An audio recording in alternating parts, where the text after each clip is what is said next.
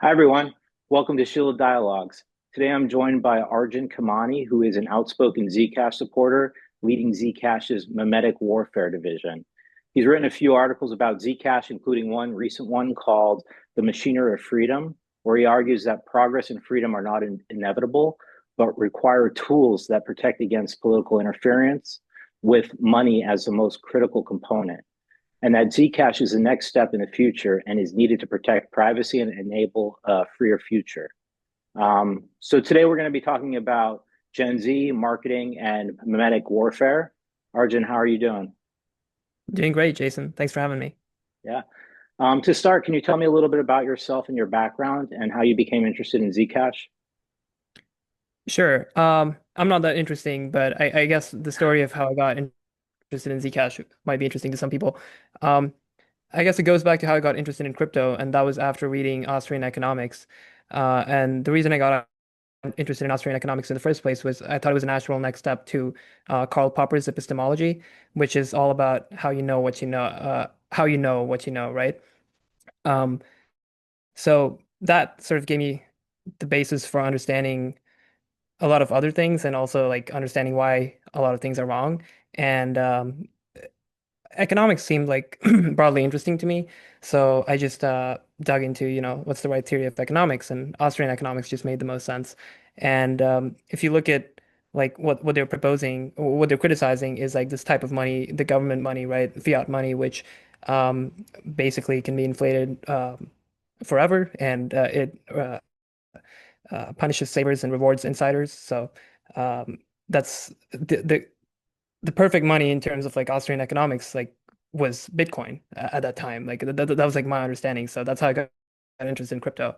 Um, but then recently, I guess a year or so ago, I met Zuko and he onboarded me to Zashi, which was pretty cool. And then I started looking more into Zcash. And funnily enough, I never really understood the privacy limitations of Bitcoin.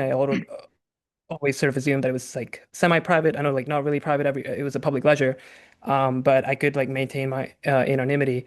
But when I learned about Zcash and like all the reasons Bitcoin was not private and how you were like leaking all this information you didn't really want about yourself, then I realized like, wow, this like kind of without privacy, you're not really a free person. So Zcash makes more sense. So that's sort of like how I got interested in Zcash, from Popper's epistemology to Austrian economics and Bitcoin to finally Zcash. So, did you first learn about economics and philosophy in school, or did you just sort of discover this on your own through your own like intellectual curiosity? A lot of what they taught in school was like, obviously there's like incentives to the the education system won't really teach you Austrian economics.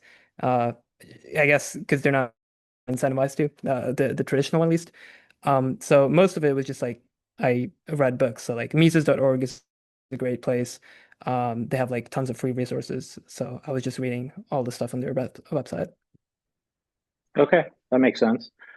So why do you And yeah, think Zcash? philosophy is from like David Deutsch's. Sorry, philosophy is just from like David Deutsch's books and Karl Popper's books. So, Yeah, those have had a big influence on you. mhm. So why do you think Zcash is important for Gen Z, especially when it comes to things like privacy, freedom, and financial autonomy? Yeah, I think privacy and Zcash are important for everybody, but specifically Gen Z is interesting because we are the least private generation to exist, Hmm. right? Um, even though like there's this shift towards nuclear families, I would argue that people are less private about their lives now because like everyone has Ring cameras and so on. So even if you were living with your grandparents before, you could like sneak out and have have anyone over, and your parents and grandparents might not know at night. But I just don't think that's the case right now. And it's also sort of interesting, like the culture is like open to being more public about their lives. Like obviously Instagram and all these social media platforms like sort of encourage you to share yourself, but it's not authentic, right? It's like not really a lot of it is just like social signaling.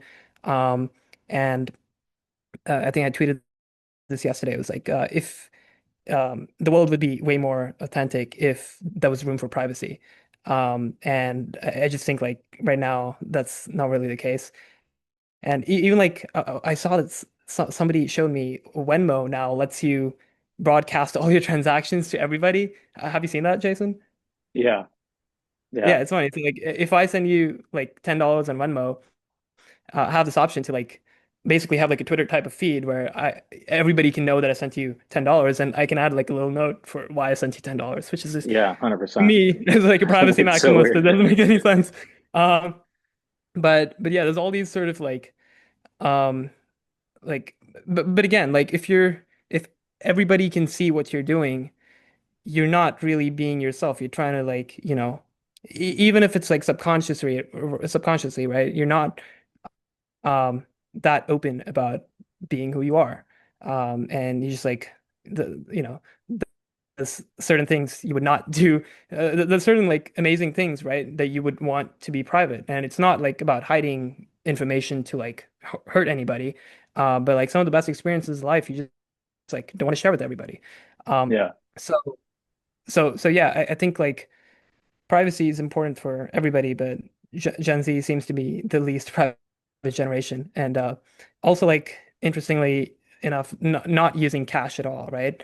yeah, Like, usage of cash is just dropping exponentially. So, and I guess so they've like been accustomed to just having their entire lives tracked. And um, Zcash is an awesome alternative where you just, nobody needs to know, or you have like complete autonomy as to like who knows what you want them to know, right? Um, yeah. Yeah, so it's interesting because, like, on the one hand, they're the first generation ever to grow up in the era of the internet. So they don't know what like financial privacy was back in the 70s or 80s or before the advent of the internet. But on the other hand, they're also cautious that they're sharing this information and, look for ways to sort of gain some sort of privacy in the digital world. So it's funny, I kind of think of Zcash as Gen Z's Bitcoin. yeah, When Zcash first launched in 2016, I remember seeing all these articles and all this excitement about building a better Bitcoin and the importance of privacy and financial transactions. And it was like a total no-brainer.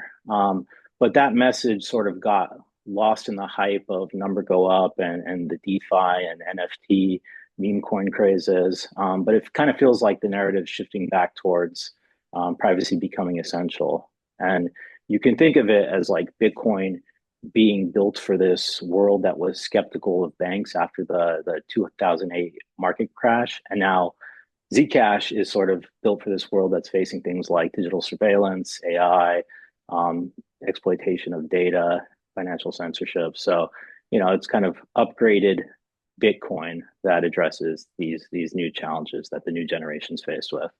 But yeah, it still sort of maintains the same monetary policy with regards to the emissions curve and the 21 million cap. So my point, I guess, is like it feels very much like investing in Bitcoin in 2012 or something like that. And it's kind yeah, of Gen Z's opportunity to have a new asset of its own and sort of capture some of that wealth. yeah. Bitcoin made the boomers rich, and Zcash will hopefully make Gen Z rich. I don't know about that, but we'll see. Well, yeah, we'll see. It's yet to be seen.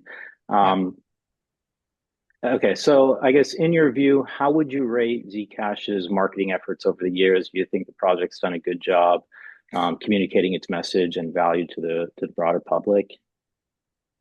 Um, well, no offense to anybody, but I think while the team pioneered like some of the most incredible technology I've seen, marketing wasn't really the strong suit. I guess you might agree, but um, I just think those like yeah, I think I don't there's a lot of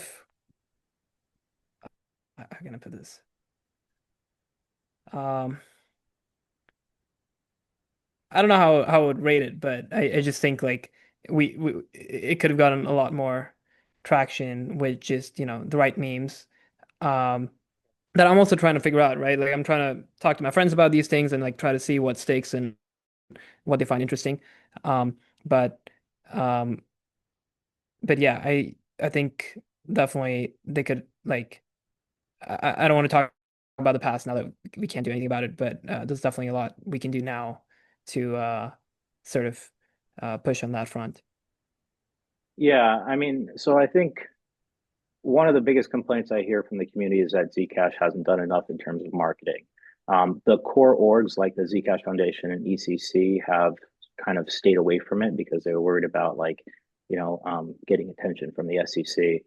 ZCG's funded some efforts like supporting global ambassadors, regional groups like Zcash Brazil, Zcash Espanol. We did the Zcash media videos, and they produced some really high quality educational and marketing style videos. But most people feel that limited memorable content has come from the core organizations.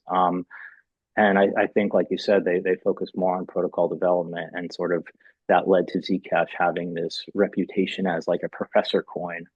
Mm. But recently I've seen some of this content that Gen Zcash has created and some of the efforts around that, encouraging people to download Zashi and experience the ease of using private money for themselves. And I kind of sort of come to believe that marketing should be more like grassroots and community driven, and that oftentimes when marketing comes from organizations, it's sort of they play it safe. It becomes like stale or uninteresting. There have been some good marketing coming out of Zashi, but I mean overall that's kind of um, how, like sort of my feelings around that. Um, what do you think of like it feels like things are picking up on Twitter with Gen Z Cash and what the team some of the engagement that team's been getting. What are your thoughts there? Yeah, I think it's super awesome. Uh, it's like I just like the term Gen Z cash, right? It's so clever, like cash for the next generation. But I do think yeah, some organizations um can be slow on like the marketing front or like tend to get bureaucratic, right? The larger an organization gets. It doesn't have to be that way. I do think like if marketing is also like sort of centralized, but maybe it's not the right word, but if it's just if somebody just like owns that piece, right, and drills down the right narratives, um, things could just work exponentially better. Like for the longest time, though, these memes floating on the internet that Zcash is not private by default, that nobody uses Zcash, so Zcash's privacy doesn't work. And I think like nobody really fought those ideas on Twitter, and so those like misconceptions just kept on compounding, and more people like saw those tweets and articles, and they were like, oh, so Zcash is not really private. I should use Monero because a lot of other people use Monero and criminals use Monero, so I should use Monero. Um, but I think like if you just tackle those ideas right there and then and just like you know, because there are misconceptions. Like you just like criticize misconceptions, and then people don't, people don't attack you anymore because now you've shown them how they're wrong. And if you're wrong about something, they can obviously retaliate and, um, provide another criticism. But if you're right, you don't really. But just the thing that's kind of annoying is that there was no problem with Zcash, and that it was like always private. And now Zashi just makes it private by default, right? It enforces you to shield before you spend. And it was never about how many people are using Zcash because the anonymity set increases per transaction. Whereas Monero just has like it's like a 4-bit security model with 16 decoys. Um, so yeah, I think like if those memes were tackled early on, that could be helpful. But now that they are being Yeah. tackled on, it's pretty awesome. Yeah, I think the Gen Z Cash crew is doing an awesome job tackling some of those memes. The thing about like Zcash being private by default, I think the easiest argument for that is just the fact that any new Zcash that is minted automatically is comes through via the Orchard um, pool. So, like whether or not miners send it to a transparent address to cash out, or if they send it to Zashi, it may become transparent or stay private. Mhm. Um, but yeah, no, I've been thinking a lot about the Gen Z Cash stuff, and I think they're doing an awesome job, just sort of like making Zcash more memeable because that's always been a challenge. And some of the explainer videos by Emma about like what Zcash is and why privacy is important have been great. Like the dating skits between Emma and Mhm. Jason, where there's one where she like takes her phone and sends herself Zcash, and then one where they're like in the Cybertruck and she calls them out for having like a net worth of something like $14. Like super witty and creative and it seems like kind of a positive twist on marketing. Oh yeah, and then there was like the Gabriel video, which was insane. That was And that hilarious. Arthur Hayes retweeted it, which was awesome. So it got like Yeah. thousands and thousands of views. Yeah, that was great. I guess can you talk a little bit about the importance of meme culture and how it's essential for building this strong in-group identity and like a shared narrative?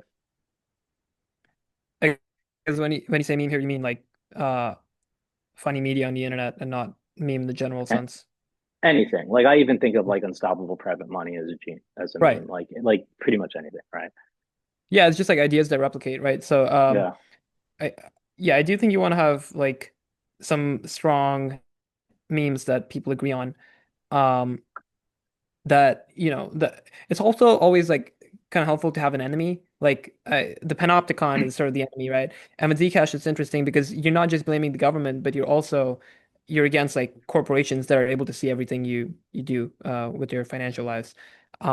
So that's just like corporations and the government, this giant panopticon that you're fighting against Yeah. for the future of civilization. The only reason I'm interested in Zcash is because I want infinite frontiers, and I think like enables that to an extent where um, people are not afraid to do certain things because they're afraid of being censored or being outcasted, and they're just able to be free and authentic and hopefully send us to Mars and live forever. Like those are the sort of things I'm interested in. So like infinite frontiers, and I think you kind of have to have a basis for that. And I was talking with Zuko, and he said this interesting thing when I mentioned that if aliens exist, for them to be like sufficiently advanced, they would need money as well. And Yeah. Zuko was like, yeah, and for them to like explore the cosmos and to get off their planet, they would probably need private money as well. I said, yeah, I think that's true. So, so yeah, you kind of need this is the point I was trying to make in the Machinery of Freedom article, that you need to make the world safe for capitalism, as Peter Thiel said, Mhm. and the machinery for that would just, would I think it would have to be like something that fights against the enemies of civilization and the panopticon. And with AI, it's sort of like kind of becoming inevitable that like it's just going to automate these things, right? So it's going to instead of like one person having to stalk you through like CCTV cameras and like checking your addresses manually, he can basically use AI and like it can do that in no time, right? So AI is just automating all that labor, and it's becoming easier and easier to like track people's lives. And so I view like any sort of technology that fights against that and fights against like other enemies of civilization that want to censor and just curtail individual freedom. Uh, I think that'll be the machinery of freedom. Uh, Without a so yeah. doubt. Like, I mean, Zcash is totally private, like freedom money, right? Like, I think that's a Mhm. great meme because Bitcoin has tried to, use that, but really it's a public ledger. And with AI becoming more advanced, I mean, it's going to be easy to trace transactions. So I think like working in Zcash's advantage is like, you can't have true censorship resistance without privacy and fungibility. And Yeah. Zcash offers those two things. Um, Yeah, like the Canadian truckers example, right? Where yeah. I think that like Bitcoin from 29 addresses was frozen by Justin Trudeau's government because Mhm. they didn't agree with that protest or whatever. And like it's interesting how like the Bitcoin maxis never bring that up, right? Because it's if you think you're censorship resistant, like how's the government stopping these transactions, right? Yeah. And I agree it's decentralized and it's definitely a step in the right direction. And I think it'll be very useful for like nation states to hold their currency in because you want that stuff to be public and not individual. individuals' lives. It's completely backwards how like everything the government does is a black box, but all of individual lives like need to be reported and are completely transparent. Um, Yeah, so so yeah, going back to your meme question, like I just try to like throw ideas on people and like see what sort of sticks. So I like the machinery of freedom, like sort of meme. Unstoppable private money is another incredible one. Um, Satoshi's last wish is cool. Like the um, he had like in this forum he was having like a conversation with, I guess it was Zuko or somebody else. Um, that if yeah, an implementation of zero knowledge proofs was made, like that would be cool. But I guess like 2 years later it was, and he sort of went silent. But yeah, I think like Zcash is Satoshi's dream, right? Um, he well understood how Bitcoin like wasn't private, and I guess um his idea was that, oh, people would just create new addresses, but I don't know if he foresaw a world where everybody was KYCing and um, it would just be easy to link all those addresses as well with AI. Um, so yeah, with Zcash, you don't have to worry about any of that. yeah. It's interesting. I know, like, like KYC has been relevant for many decades, I guess. But Mhm. I do wonder if he foresaw like AI advancing as quickly as it has, Mm. because I'd have to go back to like those old Bitcoin forums and read through that and see if there's any talk of that, because it's definitely sort of like this unforeseen consequence that it's like becoming Bitcoin's Achilles heel. Yeah, Um, but in terms of memetic warfare, I think Bitcoin's done such a good job just controlling the narrative. There was this article that Akshay had from Solana Foundation had shared with us from Michael Goldstein called "Meming Bitcoin to the Moon," where he talks about like yeah, the art of memetic warfare and using memes relentlessly to define and control the narrative. And just Bitcoin has done such an amazing job just building this army of supporters who just constantly trump these like catchy three-word memes like Bitcoin fixes this or number go up or orange coin good. And Mm. they're just relentless, and they frame everything as being good for Bitcoin, and just sort of Yeah, have successfully kept other people from controlling the narrative, so that when stuff like the censorship of this Canadian trucker donations or whatever it was happen, like they can just move it back to you know yeah, yeah, keep it positive and just focus on Bitcoin's value proposition. And yeah. and I think a lot of what's driving that is just like the price, right? Because so long as Mhm. people are getting rich, they buy into it. Like it just sort of like justifies the asset, the value of the asset. Yeah, I like that article from Goldstein. I what I ultimately care about is truth, right? So even if you have all these memes, like uh, and that's this is like a problem with social groups. Like you have to find a consensus, and that often comes at the sacrifice of the truth. So um, even though you might like have all these clever memes, like the biggest tax in the world is the ignorance tax. So I don't like if I'm like so bogged down with Bitcoin's memes or any sort of memes, right? Any meme coin or any like other coins, memetic warfare on me, and I'm not able to think critically about these things, then maybe I'll miss like Zcash, which might be the next 1000X or some other coin, right? Yeah, yeah, Um, so like it's interesting how like that in-group culture can sort of like disable your critical faculties, but you really want to be an individual and sort of think these things for yourself. Um, so, so yeah, like ultimately, I just want to know what's actually going on and what's right, and always like criticizing. So even with Zcash, like, I'm trying to figure out what's wrong, right? Like obviously, it's not perfect, and maybe it's never going to be perfect. Nothing's ever perfect. Um, so yeah, like if there's anything wrong, like what I should be on the lookout for, and what maybe like people in the Zcash community should be on the lookout for, like developers should be on the lookout for, just so we don't have big problems later on, because if any error gets entrenched, like it just like causes greater damage later on. So if you see an error, just like correct it right there. yeah. So I guess the strongest or most compelling memes that communicate Zcash's value proposition are things like you said, the machinery of freedom, unstoppable private money, privacy is normal. the last Hmm. 1000x, which I really like because, sort of like all these narratives have already played out. You've had the store of value with Bitcoin, you've had smart contracts with Ethereum, you've had the DeFi and NFT craze, meme coins, and sort of privacy is left as one of these, like one of the last narratives to play out. And there's a bunch of privacy projects that have launched in the past year, like Namato, Penumbra, NIM, and others. So it feels like that momentum sort of there and is building. Yeah. Yeah, I love all those memes. Yeah. And the last 1000x was cool, right? Because Bitcoin solved sort of just digital gold thing. Ethereum solved programmability. Solana solved scalability. And I think privacy is like the last big bucket to be solved. Yeah. And I guess people don't realize it, but um, privacy is not something that you gradually sort of like its demand doesn't gradually increase, right? One day you don't need privacy, and the next day you realize, oh shit, I need privacy. Yeah. So it's a sudden event, and I think like AI really might be that inflection point. Like we're 100%. seeing all these like wrench attacks happening every week in Europe, which is scary, right? And maybe you don't want everything about you to be public, um, so yeah. Yeah. Even Michael Saylor didn't want things to publish his Yeah, that was addresses, so right? That interesting. was Yeah, yeah, yeah. Yeah.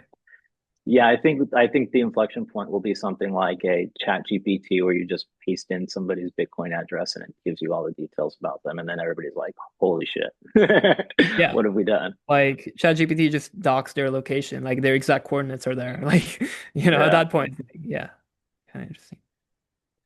On the topic of memes, do you think like trolling can be an effective strategy for promoting Zcash, or is it more about, counter trolling and as a defensive tool when opponents try to control the narrative? And I can give you, we talked a little bit about this earlier, and I can give you like a couple examples. I think Bitcoin and Monero have done a really good job here. For example, like the Bitcoin community, like being a maxi is not an insult, right? It's like a badge of Right. honor. And anyone who supports other projects gets told as like not getting it or being part of the outsider group. They're not one of us. They're shit coiners. They're no coiners. And it's just super effective. And then I was thinking about this, for Monero, it's a bit different, right? Because they've been successful at two things. First, spreading disinformation about Zcash. And we talked a little bit about this before, but whether it's like the inflation bug or not being private by default or, personal attacks on founders and community members, many other things as well. It's just, we found out that they even control the Zcash Reddit, right? Yeah, that's funny. But the second thing they've done well is they've used this disinformation campaign to keep the Monero community, who would otherwise be like well aligned with Zcash, loyal to Monero and away from Zcash. So I guess my question to you is like, what do you think about these troll tactics, and should we be doing something similar instead of always kind of taking the higher road and playing defense? Uh, um, I don't think it's like ethical and like in the long term, it's probably not a good play. Mhm. But you don't want to also be on the other side and like be trolled and sort of just like accept that, right? Or not push back like hard enough. Like if somebody's trolling you, you just destroy them, right? Like then they're no longer able to troll you. Um, Yeah, so like you destroy their argument so bad that they literally get embarrassed to talk to you again. yeah, Um, or they just like don't know what to say, right? Because like you literally destroy their argument and embarrass them publicly. Um, so I wouldn't want to be on the side where I'm like trolling people intentionally. Like I think of that as like low status and not, yeah, probably not helpful in the long run as well. Like you got your market cap because of trolling other people. Like that sounds, like not cool. And like the only reason you need to do that is that if there's no like real value in your own coin, right? Or like why, yeah, if you're so good, why do you need to troll somebody, right? Well, to Um, play devil's advocate, though, I think in some way that they're sort of think of it as protecting their own, right? Like don't like they can point to Bitcoin's value in relation to other altcoins and say, "See, we protected you. Stay away from these shit coins because they're always losing um, to to to Bitcoin." hmm. Um, and I think the same can be said for Monero, though it's becoming harder now that, I think a lot of Monero transactions can be traced, and the privacy, it's becoming better known that the privacy is inferior to Zcash's. Um, Yeah. but you can also have a little bit of fun of it. I remember one of the Gen Z Cash videos that I saw recently where um, it's somebody who like takes out their wallet and it shows that he's been doing like I'm sorry, transparent transactions, and they're like, ooh, put it away, don't show that thing in Uh, public, right? So I yeah, think there's something there that could probably be tapped into.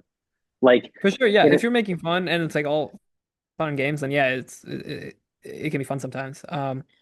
But but yeah, like I guess it depends on what trolling exactly refers to. Like I'm always joking around with my friends, so yeah, I guess if it's just that, yeah, I'm totally all for it. I like comedy.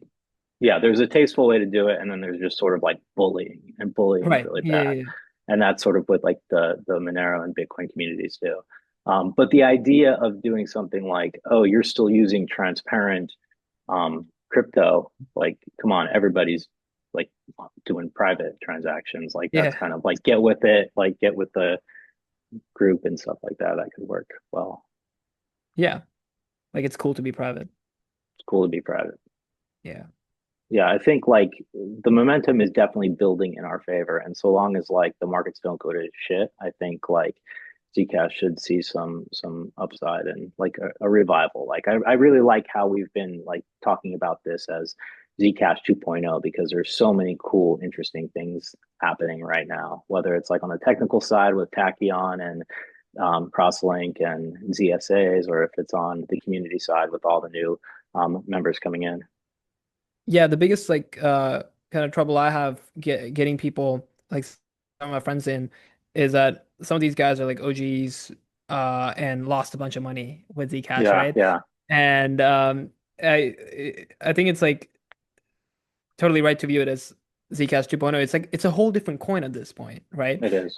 Um like I wouldn't think of it as like, yeah, you lost a lot of money, but like, um yeah, it's not the same right now. So uh, um I wasn't there at that time, so I don't really know exactly, but I think like there was some issue with because it followed Bitcoin's mark emissions curve. So Yeah. um the way the supply sort of uh got injected was like supply and demand. So it kind of the price went up like really high for a bit, and but the market cap chart is better. So I just show them the market cap chart and be like, Yeah, it makes more this is sense.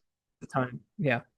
Yeah, I think on one exchange, the price went as high as like, I don't know, a few thousand to tens of thousands of dollars. But $5,000. Yeah, yeah, the reason for that was because there was only a fraction of Zcash trading. So like yeah. Mhm. the price is kind of artificial. Right. But CoinMarketCap tracks and reflects that. And yeah, like you said, like at the beginning, there's just a few Zcash that are actually trading, so demand's pretty strong. But as the emissions curve goes on and more Zcash gets mined, like there needs to be enough demand to offset that supply. And now after the second halving, it feels like we're sort of at that place where the price has bottomed out, demand is kind of increasing, and it should be able to absorb some of that. Um, so Mhm. we'll see. Yep. Um, yeah, I guess that leads nicely into to the next question, which is, how do we make Zcash win? What do you think the Zcash community can do better to promote the project and sort of, in Michael Goldstein's words, meme it to the moon? Yeah, I don't think there's a playbook to it. It's you, winning is hard, but it's definitely worthwhile. I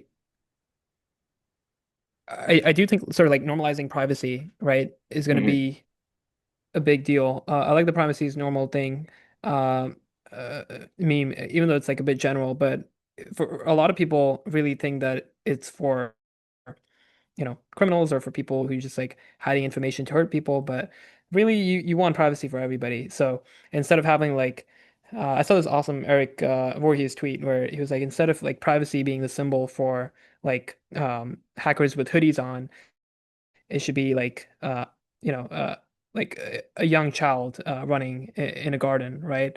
Like beautifully, like it's sort of like just normalizing privacy, so people don't view it as this um as a shady thing. And Yeah. what's the option out there to gain privacy or your financial life? It's Zcash currently.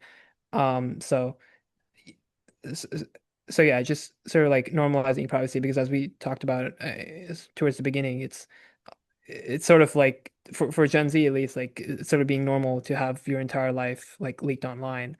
Um, but it's interesting because it's not the true lives that they're actually living in. Maybe like that's one of the reasons like a lot of people are sad right now, right? Because like I keep hearing like these studies, which I don't really think they're like rightly done, but there's all these studies that say, oh, like people are using social media and like they're depressed and stuff, um, which might be because they're just like seeing all these fake personas and they're also having to put out a fake persona of themselves online, right? Just because like it seems to be normal that you need to share stuff about your lives. But yeah, like kind of normalizing like not having to share everything, especially like your transactions and who you're dealing with, is could be a big thing. Yeah, it's interesting because, like you said, normalizing privacy and this idea or this meme that privacy is normal. And in a way, like if people say, like, what are privacy coins used for? The use case is currently Monero and illicit activities or dark markets, buying drugs, so on and so forth, right? And it's like, no, it's not that, right? It's not just Monero. There's Signal, for example, that everybody uses Mhm. because they don't want to use WhatsApp and give Facebook all their private conversations, right? Or like, Yeah. um, iChat or whatever it's called, iMessage. Um, so yeah, I think Zcash in and of itself like is sort of privacy for everyone else, right? It kind of normalizes privacy and says, hey, there are other use cases for why you don't want to blast your transactions out to everybody. Yeah. Yeah. And then yeah, on the how do we win part, like I think obviously constantly shipping developments. Like I'm really excited about Project Tachyon. Yeah, Um so yeah, I think also Josh had this post today, ship what matters faster, right? That was yeah, like that kind of was his great. commitment. So so yeah, like keep shipping and like keep making good technical developments as Zcash has already been doing. Do that faster and accelerate to the moon.